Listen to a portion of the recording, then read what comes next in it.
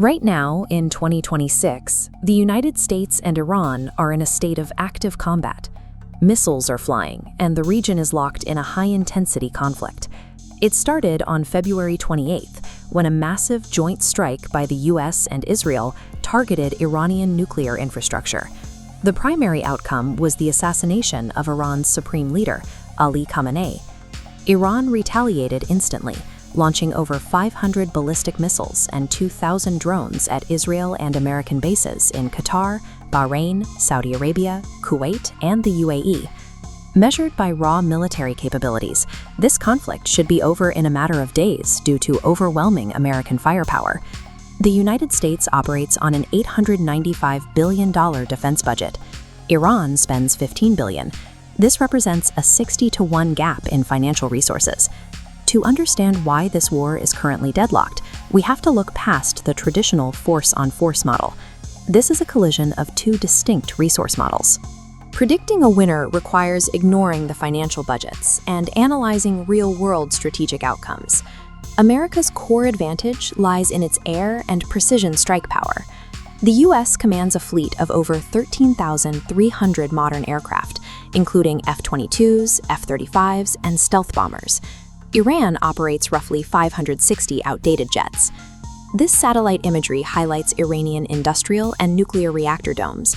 In a single night, US B-2 bombers bypassed Iranian radar and destroyed 3 of these critical sites. Backed by an arsenal of 5,550 warheads, the US has already eliminated 2/3 of Iran's missile production capacity. However, there is a financial trade-off. High-tech strikes yield diminishing returns once the adversary has already fired its primary payloads. Tactical air supremacy allows the U.S. to neutralize fixed targets, but destroying infrastructure does not stop an asymmetric response. On the water, the U.S. fields 11 nuclear aircraft carriers and 71 submarines, overshadowing Iran's 97 ships, which are mostly small, fast attack boats.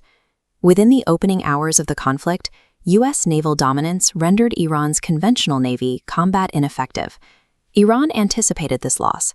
They abandoned open water combat to focus on geographic bottlenecking. This satellite map shows the Strait of Hormuz, a 33-kilometer waterway that controls 20% of global oil shipments. Currently, 2,000 ships and 20,000 sailors are stranded. Iran is dictating the terms of passage and charging fees for transit. The economic blowback is severe. With tankers stranded or damaged, global oil prices are spiking, straining the worldwide economy. Iran forfeited the traditional naval battle to win the geographic one, effectively holding global supply chains hostage. The manpower models are equally lopsided. The U.S. relies on a centralized active duty force of 1.39 million troops. Iran uses 610 regular soldiers, supplemented by regional militias. Iran's actual reach comes from a decentralized proxy network operating across 7 different countries. These proxies widen the conflict without direct Iranian involvement.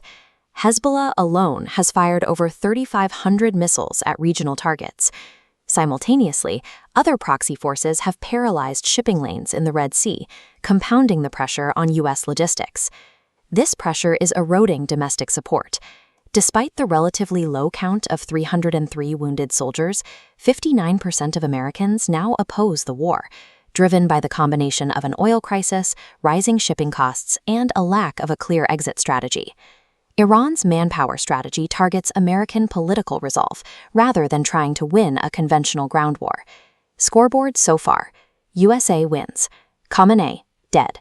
Nuclear sites, destroyed. 2/3 of Iran's missiles, eliminated. Iran's navy, combat ineffective. Iran's damage, 303 American soldiers wounded. Strait of Hormuz, closed. Global oil prices, spiking. 59% of Americans now oppose this war.